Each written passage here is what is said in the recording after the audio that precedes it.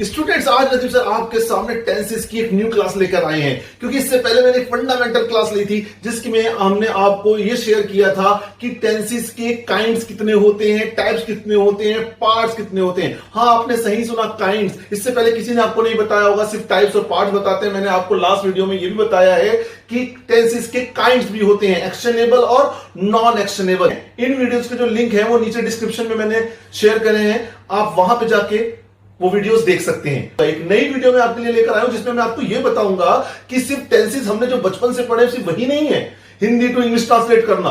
अब जो है 8, 9, 10, 11 और ग्रेजुएशन लेवल पर या फिर कंपटीशन लेवल पर एंट्रेंस टेस्ट में भी किस तरह की ग्रामर आती है, वहां सबसे बड़ी प्रॉब्लम होती है, वहां इंग्लिश में सेंटेंस लिखा होता है और फिर द ब्लैंक्स फिल करना होता है। तो उस correct form of the verb को पहचानना थोड़ा बच्चों के लिए मुश्किल हो जाता है, क्योंकि वहां पे ना तो मेन वर्ब की फॉर्म होती है, ना ही हेल्पिंग वर्ब होता है, वो आपको खुद सोचना पड़ता है। तो उसको आसान करने के लिए आज जो किसी ने नहीं बताया होगा, नदीम नारायण सर आपको बताएंगे। आज आपको इस क्लास में यह भी मालूम चलेगा कि correct form of the verb English में ही कैसे पहचान सकते हैं। ध्यान से देखिएगा, शुरू से एंड तक देखिएगा, काफी अच्छी नॉलेज मिलेगी। आप चुटकियों में जो आपके एंट्रेंस एग्जाम में क्वेश्चंस आते हैं उनको भी आप सॉल्व कर देंगे। हाँ, लेकिन इससे पहले मैं फंडामेंटल तो बताऊंगा ही, क्योंकि वो बेसिक है, उसको समझना जरूरी है, जब भी आपको आगे की बात समझ में आएगी।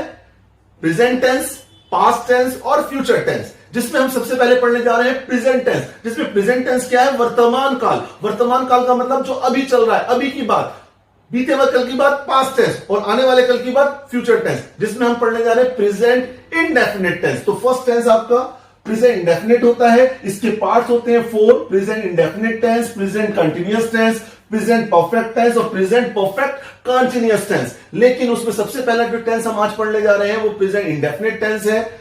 प्रेजेंट इंडेफिनिट टेंस जिसकी बचपन की पहचान, मैं बचपन की पहचान इसलिए कहता हूं क्योंकि छोटी क्लास से आपको यही सिखाया जा रहा है कि ता है, ती है, ते है से हम पहचान जाते हैं कि वो प्रेजेंट इंडेफिनिट टेंस है। तो इसलिए मैंने इसको क्या कहा? बचपन की पहचान। ता है, ती है, ते है, ये प्रेजेंट इंडेफिनिट टेंस की पहचान है जब हिंदी टू इंग्लिश ट्रांसलेट करते हैं, जिसमें हेल्पिंग वर्ब का आप यूज करेंगे डू या डज। अफर्मेटिव में हेल्पिंग वर्ब का यूज नहीं होगा। नेगेटिव, इंट्रोगेटिव और नेगेटिव इंट्रोगेटिव, डबल इंट्रोगेटिव में हेल्पिंग वर्ब का यूज होगा, वो क्या होगा? डू या डज। और मेन वर्ब की फॉर्म फर्स्ट फॉर्म आएगी और उसी फर्स्ट फॉर्म के साथ एस या ईएस का भी यूज करते हैं, जो सिर्फ अफर्मेटिव सेंटेंस में ही यूज होता है। मेन वर्ब की फर्स्ट फॉर्म के साथ एस या ईएस सिर्फ अफर्मेटिव सेंटेंस में यूज होता है। वो कैसे होता है मैं आपको आगे बताता हूं। प्रेजेंट इंडेफिनिट टेंस किस तरह से लिखा जाता है उसके लिए थोड़ा सा हम एक सेंटेंस में पढ़ते हैं कि एक्शन कार्य, मतलब जो भी काम होगा, कोई भी एक्शन होगा जो प्रेजेंट इंडेफिनिट टेंस में बताया जाएगा, जो प्रेजेंट में होता है या किया जाता है। कोई भी कार्य जो प्रेजेंट में होता है या किया जाता है उसे प्रेजेंट इंडेफिनिट टेंस कहते हैं। तो जैसे वह स्कूल जाता है, बहुत ही सिंपल सा सेंटेंस है ताकि आप लोग आसानी समझ जाएं कि वह स्कूल जाता है, जिसमें ता है आ गया, वही बचपन की पहचान, ता है, ती है, ते हैं, तो इससे हमने पहचान लिया प्रेजेंट इंडेफिनिट टेंस है। और अगर ये प्रेजेंट इंडेफिनिट टेंस है तो इसकी स्ट्रक्चर समझने। स्ट्रक्चर में सबसे पहले मैंने बताया affirmative sentence, negative sentence, interrogative sentence, negative interrogative sentence और double interrogative sentence. Double interrogative sentence WH family वाले सेंटेंस होते हैं, जिसमें हम कहते हैं what, which, how, who, when, where, whom, whose, ये WH फैमिली है। तो जो सेंटेंस इनसे स्टार्ट होते हैं उसे डबल इंटरोगेटिव सेंटेंस कहेंगे आप। तो अफर्मेटिव सेंटेंस का स्ट्रक्चर क्या है? सबसे पहले सब्जेक्ट आएगा, जैसे यहां पे क्या है? वह। फिर मेन वर्ब की फॉर्म आएगी, इसमें हेल्पिंग वर्ब नहीं आएगा। याद रखिएगा ध्यान से, प्रेजेंट इंडेफिनिट टेंस के अफर्मेटिव सेंटेंस में हेल्पिंग वर्ब नहीं आता, डू या डज का यूज नहीं करते, उसकी जगह पर मेन वर्ब की फर्स्ट फॉर्म या उसके साथ एस या ईएस का यूज करते हैं। तो हमने बताया सब्जेक्ट के बाद मेन वर्ब की फर्स्ट फॉर्म, फिर मेन वर्ब की फर्स्ट फॉर्म में एस या ईएस, और फिर अगर ऑब्जेक्ट है तो सेंटेंस में ऑब्जेक्ट भी लगाएंगे। जैसे हमने सेंटेंस लिखा वह का क्या आ गया? ही। फिर मेन वर्ब की फर्स्ट फॉर्म या उसके साथ एस या ईएस। अगर सब्जेक्ट ही, शी, इट और सिंगुलर नाउन है तो वहां मेन वर्ब की फर्स्ट फॉर्म के साथ एस या ईएस का यूज करेंगे। तो यहां पे क्या आ जाएगा? He goes. अब एस लगेगा या ईएस? जिन वर्ड के लास्ट में वोवल्स आते हैं, ध्यान दीजिएगा, जिन वर्ड्स के लास्ट में वोवल्स आते हैं वहां पे ईएस का यूज करते हैं। किसका यूज करेंगे आप? ईएस का। ठीक है। और जहां पे कॉन्सोनेंट आएंगे, वोवल्स नहीं आएंगे, ए, ई, आई, ओ, यू, ये वोवल्स होते हैं, और अगर ये नहीं आते तो वहां पे एस का यूज करेंगे। तो एस या ईएस में से भी कैसे यूज करना है, बहुत आसानी से आपको समझ में आ गया कि जहां जिन वर्ड के, जिन मेन वर्ब के लास्ट में वोवल्स आएगा तो वहां पर आप ईएस लगाओगे, और जहां वोवल्स नहीं आएगा वहां आप एस लगाओगे। तो गो में ओ आ रहा है, ओ, तो ईएस लगेगा, goes. He goes to school, वो स्कूल जाता है। स्ट्रक्चर के अकॉर्डिंग सॉल्व हो गया। सबसे पहले सब्जेक्ट, फिर मेन वर्ब की फॉर्म, फिर ऑब्जेक्ट। फिर नेगेटिव सेंटेंस में क्या आता है, सब्जेक्ट, फिर डू या डज। हां, अब हेल्पिंग वर्ब का यूज होगा, नेगेटिव, इंट्रोगेटिव, इंट्रोनेगेटिव, डबल इंटरोगेटिव। ये सभी सेंटेंसेस के अंदर अफर्मेटिव को छोड़कर हेल्पिंग वर्ब का यूज करेंगे, जो क्या है, डू या डज। और इनको पहचानना भी बड़ा आसान है, कैसे यूज किया जाए। ही, शी, इट और सिंगुलर नाउन के साथ डज, और आई, वी, यू, दे और प्लूरल नाउन के साथ डू। तो जिन सब सेंटेंस में सब्जेक्ट सिंगुलर होगा वहां डज लगाएंगे, जिन सेंटेंस में सब्जेक्ट प्लूरल होगा वहां डू लगाएंगे। नेगेटिव सेंटेंस में सब्जेक्ट आया, फिर हेल्पिंग वर्ब डू या डज आया, क्योंकि नेगेटिव है तो नॉट भी लगाएंगे, फिर मेन वर्ब की फर्स्ट फॉर्म। अब ऐसे यस नहीं आ जाएगा, उससे छुटकारा मिल गया। सिर्फ अफर्मेटिव में ऐसे यस आता है, बाकी किसी सेंटेंस में ऐसे यस नहीं आता, सिर्फ फर्स्ट फॉर्म आएगी। फिर ऑब्जेक्ट, तो he does not go to school, वो स्कूल नहीं जाता। फिर उसके बाद हम पढ़ेंगे इंटरोगेटिव सेंटेंस। तो इंटरोगेटिव सेंटेंस में क्या आता है, डू या डज। जब भी सवाल किया जाएगा, interrogative, negative interrogative, double interrogative, ये है क्वेश्चन मार्क वाले सेंटेंस। इसमें प्रश्न किया जाता है, इसमें सवाल किया जाता है, तो इसमें सब्जेक्ट से पहले हेल्पिंग वर्ब आएगा। तो इसलिए डू या डज पहले आ गया हेल्पिंग वर्ब, फिर सब्जेक्ट, फिर मेन वर्ब की फर्स्ट फॉर्म, फिर ऑब्जेक्ट, और लास्ट में क्वेश्चन मार्क। ध्यान दिएगा, क्वेश्चन मार्क जब भी सवाल किया जाएगा तो क्वेश्चन मार्क आएगा। फिर उसके बाद does he go to school, question mark. इसको कैसे चेंज किया, सबसे पहले हेल्पिंग वर्ब, तो ही के साथ क्या आता है, डज। ही के साथ क्या आता है, डज। मैंने आपको बताया, वैसे यहां पे भी डज, फिर सब्जेक्ट ही, फिर मेन वर्ब की फर्स्ट फॉर्म, सिर्फ फर्स्ट फॉर्म गो। अब गोज नहीं लगेगा,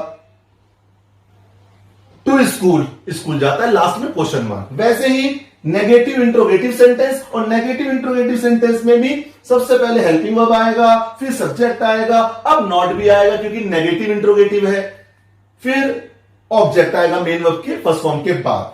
तो does he not go to school, क्या वह स्कूल नहीं जाता है। पहला सेंटेंस क्या था, वह स्कूल जाता है, वह स्कूल नहीं जाता है, क्या वह स्कूल जाता है। और नेगेटिव इंट्रोगेटिव में क्या बन गया, क्या वह स्कूल नहीं जाता है। अब आते हैं WH फैमिली वाले सेंटेंस में, जिसको हम बोलते हैं double interrogative sentence. Double interrogative sentence में सबसे पहले WH फैमिली आएगी, what, which, how, who, when, where, who, ये होते हैं 9।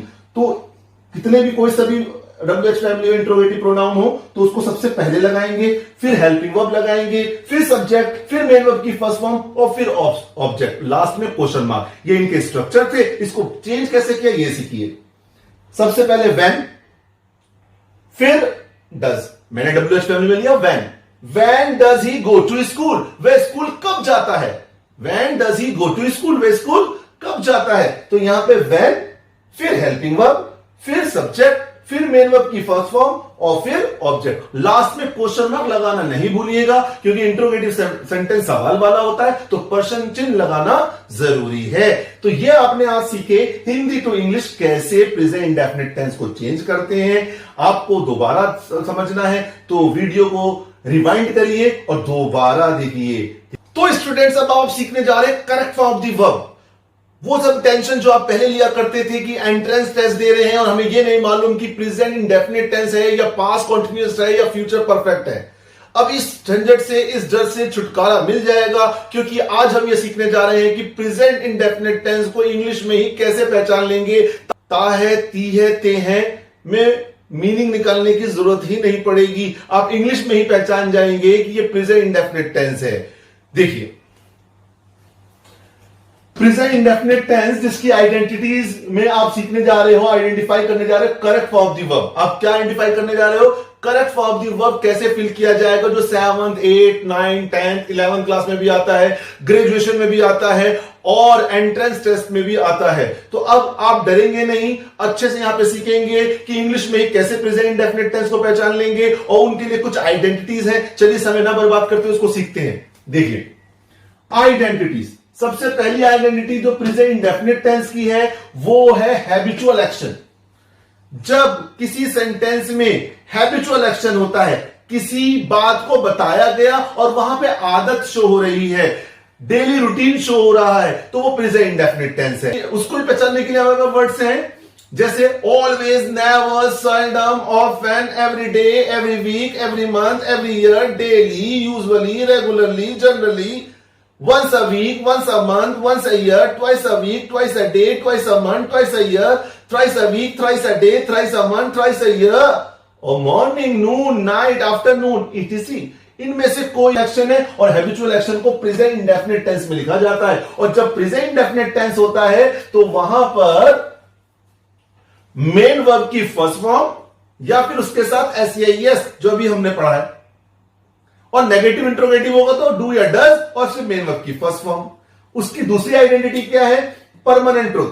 अगर सेंटेंस में permanent truth, general truth, universal truth they रखा है, सेंटेंस को पढ़कर आपको ऐसा लगे वहां पर एक परमानेंट बात बता रखी है या जनरल ट्रूथ आम बात बता रखी है, यूनिवर्सल ट्रूथ पूरी दुनिया में वही बात मान्य है, हर कोई जानता है, तो ऐसी बातों को भी प्रेजेंट इंडेफिनिट टेंस में लिखा जाता है। एग्जांपल से उसको भी हम सीखेंगे। फिर है इफ, अनलेस, व्हाइल या व्हेन। अगर सेंटेंस में इनमें से कोई भी एक कनेक्टर आ जाए, ये कनेक्टर्स होते हैं, दो सेंटेंस को जोड़ेंगे तो वहां पे डबल सेंटेंस होगा। एक सेंटेंस को प्रेजेंट इंडेफिनिट टेंस में लिखना होगा और दूसरा सेंटेंस फ्यूचर इंडेफिनिट टेंस में होगा, मतलब विल या शैल पहले से ही वहां होगा। तो अब बिना सोचे समझे वहां प्रेजेंट इंडेफिनिट टेंस फिल कर दोगे। कब? जब इनमें से कोई एक कनेक्टर हो, इफ, अनलेस, व्हाइल या व्हेन में से कोई एक कनेक्टर हो और दूसरा सेंटेंस में फ्यूचर इंडेफिनिट मतलब विल या शैल हो, तो ब्लैंक जो होगा जहां पे करेक्ट फॉर्म फिल करनी है वहां प्रेजेंट इंडेफिनिट टेंस फिल करोगे। लास्ट और मोस्ट इंपॉर्टेंट पॉइंट है to express an action which must happen in the near future. उस एक्शन को एक्सप्रेस करने के लिए जो नियर फ्यूचर में होना अनिवार्य है, जरूरी है, जो फ्यूचर में तो होगा लेकिन जरूर होगा, तो उस बात को बताने के लिए भी प्रेजेंट इंडेफिनिट टेंस यूज करेंगे। फ्यूचर इंडेफिनिट टेंस भी कर सकते हो लेकिन इसको प्रेजेंट इंडेफिनिट टेंस में भी लिखते हैं। कैसे? अब एग्जांपल से 4 पॉइंट्स आप क्लियर करेंगे। सबसे number tense present indefinite tense है, इसके बाद के सारे टेंसेस बहुत ही इजी हैं और बहुत छोटी सी आइडेंटिटीज हैं। सबसे ज्यादा लेंथी आइडेंटिटी प्रेजेंट इंडेफिनिट में, ठीक है। अब तो प्रेजेंट इंडेफिनिट की पहली आइडेंटिटी थी हैबिचुअल एक्शन, तो पहले ही सेंटेंस में बताता है we dash go out for a walk daily, हम रोज बाहर सैर को जाते हैं। तो ये प्रेजेंट इंडेफिनिट टेंस कैसे हुआ? क्योंकि इसमें डेली आ गया, मतलब यहां पर हमने एक वर्ड देखा जो प्रेजेंट इंडेफिनिट टेंस में आता है, जो हैबिचुअल एक्शन को बताता है, तो यहां प्रेजेंट इंडेफिनिट है। अब इसमें हेल्पिंग वर्ब कौन सा लगेगा या मेन वर्ब की फॉर्म कौन सी लगेगी, ये आपको पता होना चाहिए, जो अभी हमने सिखाया है आपको। ये एक अफर्मेटिव सेंटेंस है प्रेजेंट इंडेफिनिट का, तो मेन वर्ब की फर्स्ट फॉर्म या उसके साथ एसईएस, और यहां सब्जेक्ट क्या है? वी, और वी के साथ मेन वर्ब की फर्स्ट फॉर्म आती है। तो we go out for a walk daily, हम रोज बाहर सैर को जाते हैं। नेक्स्ट सेंटेंस है डैश, पहले ही ब्लैंक आ गया, the sun blank rise in the east. क्या सूरज पूरब से निकलता है तो सवाल, लेकिन ये परमानेंट ट्रुथ, जनरल ट्रुथ और यूनिवर्सल ट्रुथ को बता रहा है। इनमें से तीनों बातें हो या कोई भी एक बात हो तो वो प्रेजेंट इंडेफिनिट टेंस में लिखी जाती है। तो सूरज पूरब से निकलता है, ये यूनिवर्सल ट्रुथ भी है, परमानेंट ट्रुथ भी है, जनरल ट्रुथ भी है, तो इसको भी प्रेजेंट इंडेफिनिट टेंस में लिखा जाएगा। अब ये क्वेश्चन मार्क वाला सेंटेंस है तो इसमें हेल्पिंग वर्ब भी आएगा, डू या डज, और द सन सिंगुलर है तो यहां क्या आ जाएगा? Does. Does the sun rise. अब जब इंट्रोगेटिव सेंटेंस होता है तो मेन वर्ब की सिर्फ फर्स्ट फॉर्म आती है, इसलिए यहां पे राइज लिख देंगे। Does the sun rise in the east, क्या सूरज पूरब से निकलता है? सवाल था, बना दिया, लेकिन है परमानेंट ट्रुथ, यूनिवर्सल ट्रुथ और जनरल ट्रुथ में से। फिर नेक्स्ट पॉइंट है if you dash work hard, यदि तुम कड़ी मेहनत करते हो, यू विल गेट सक्सेस, तुम्हें कामयाबी मिलेगी। तो फ्यूचर की बात भी बता रहा है, फ्यूचर इंडेफिनिट टेंस भी होगा विल या शैल वाला, और साथ में इनमें से कोई एक कनेक्टर होगा तो इफ है यहां पे। तो if you work hard you will get success, यदि तुम कड़ी मेहनत करते हो तुम्हें कामयाबी मिलेगी। तो यू के साथ वर्क है और यू के साथ जब मेन वर्ब लगाओगे तो वो फर्स्ट फॉर्म आएगी, एसईएस नहीं लगेगा, इसलिए क्या रहेगा? If you work hard you will get success, यदि तुम कड़ी मेहनत करते हो तुम्हें कामयाबी मिलेगी। अब लास्ट पॉइंट को समझाने के लिए मैंने एग्जांपल लिया, Ram dash go to Goa next month, Ram अगले महीने गोवा जाएगा। ये फ्यूचर में तो है, लेकिन यहां पे हमने कहा अगर कोई बात को एक्सप्रेस कर रहे हैं जो मस्ट 100% होनी है तो फ्यूचर को एक्सप्रेस कर रहे हैं बात, लेकिन 100% होनी है तो उसको भी प्रेजेंट इंडेफिनिट टेंस में ही लिखेंगे। और कैसे लिखेंगे? राम गोज, तो प्रेजेंट इंडेफिनिट टेंस में लिखा। To express an action which must happen in the near future, जो नियर फ्यूचर में होना अनिवार्य है, ऐसे फ्यूचर के एक्शन को एक्सप्रेस करने के लिए भी प्रेजेंट इंडेफिनिट टेंस लिखा जाएगा। इसलिए यहां पे क्या लिखेंगे? Ram goes to Goa next month, Ram अगले महीने गोवा जाएगा। ठीक है, तो यह आपने आज सीखा कि प्रेजेंट इंडेफिनिट टेंस में इंग्लिश में ही किस तरह से correct form of the verb fill कर सकते हैं। अब अगला टेंस हम पढ़ेंगे जिसका नाम है प्रेजेंट कंटीन्यूअस टेंस। अब प्रेजेंट इंडेफिनिट टेंस समझने के बाद हम आते हैं प्रेजेंट कंटीन्यूअस टेंस में। प्रेजेंट कंटीन्यूअस टेंस, जैसे प्रेजेंट इंडेफिनिट टेंस एक लेंथी टेंस था, उसमें बहुत कुछ सीखना था, बहुत सारी बातें दिमाग में रखनी थी, इसमें ऐसा कुछ नहीं है। प्रेजेंट कंटीन्यूअस टेंस जो इसकी पहचान है, जिसको मैं कहता हूं बचपन की पहचान, वो क्या है? रहा है, रही है, रहे हैं। जब भी सेंटेंस में रहा है, रही है, रहे हैं आ जाए तो आप पहचान जाएंगे प्रेजेंट कंटीन्यूअस टेंस है। लेकिन ये तब जब आप उसको हिंदी टू इंग्लिश ट्रांसलेट कर रहे हैं।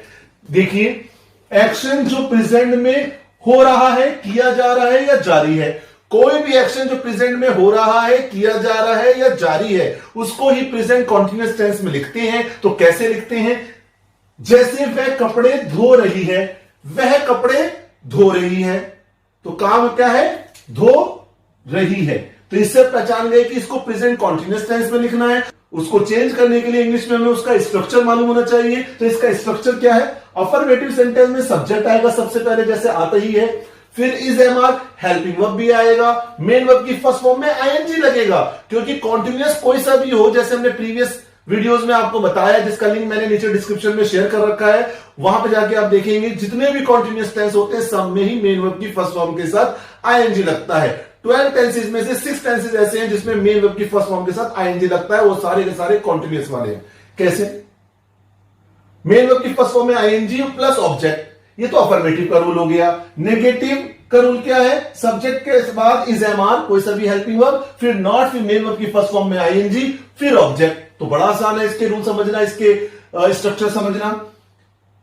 इंट्रोगेटिव सेंटेंस, इंट्रोगेटिव सेंटेंस को समझना बड़ा आसान है, क्योंकि सवाल वाला होता है तो हमेशा याद रखना है सब्जेक्ट से पहले हेल्पिंग वर्ब आएगा। तो सब्जेक्ट से पहले इज एम आर आ गया, हेल्पिंग वर्ब वो भी कैपिटल लेटर्स के साथ। ये भी याद रखना है, ग्रामर के साथ साथ आपको इसके कुछ रूल्स होते हैं कि जब शुरुआत में सेंटेंस में कोई भी वर्ड आए तो उसका पहला कैरेक्टर कैपिटल बनाते हैं। तो वो इज एम आर शुरुआत में आ गया तो इसका पहला कैरेक्टर कैपिटल बनेगा। उसके बाद सब्जेक्ट को देखेंगे, कोई नाउन है, किसी का नाम है तो वो कैपिटल बनेगा, और कोई प्रोनाउन है तो उसको स्मॉल में बनाएंगे।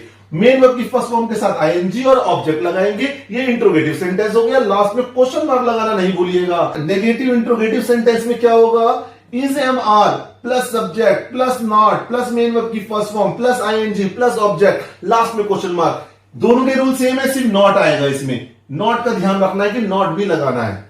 फिर डबल इंट्रोगेटिव में WH फैमिली का आना जरूरी है, फिर उसके बाद हेल्पिंग वर्ब लिखा जाएगा, फिर सब्जेक्ट आएगा, फिर मेन वर्ब की फर्स्ट फॉर्म आएगी, आईएनजी लगाएंगे, फिर ऑब्जेक्ट लगाएंगे। इसमें भी क्वेश्चन मार्क लगाना नहीं भूलिएगा।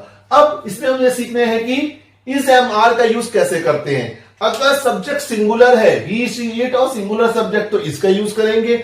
आई के साथ एम का यूज करेंगे।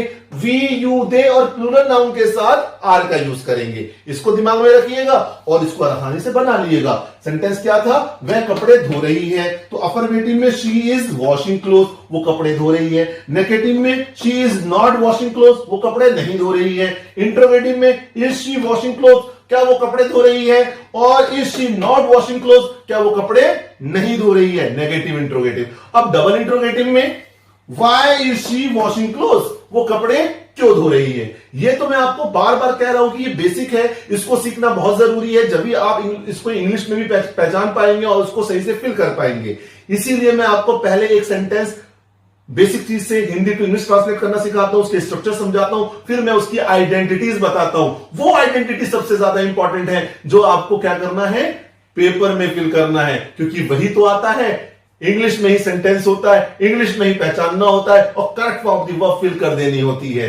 स्टूडेंट, प्रेजेंट कॉन्टिन्यूअस टेंस में correct form of the verb को किस तरह से आप पहचानते हैं? बहुत ही इजी तरीके से। प्रेजेंट इंडेफिनिट टेंस की तरह इसमें ज्यादा रूल नहीं है, ज्यादा आइडेंटिटीज नहीं है, बहुत ही छोटे से बहुत ही कम वर्ड्स हैं जो आपको दिमाग में रखने हैं। प्रेजेंट कॉन्टिन्यूअस टेंस, इसमें हेल्पिंग वर्ब यूज होगा इज एम आर, और मेन वर्ब की फॉर्म यूज होगी मेन वर्ब की फर्स्ट फॉर्म प्लस आईएनजी।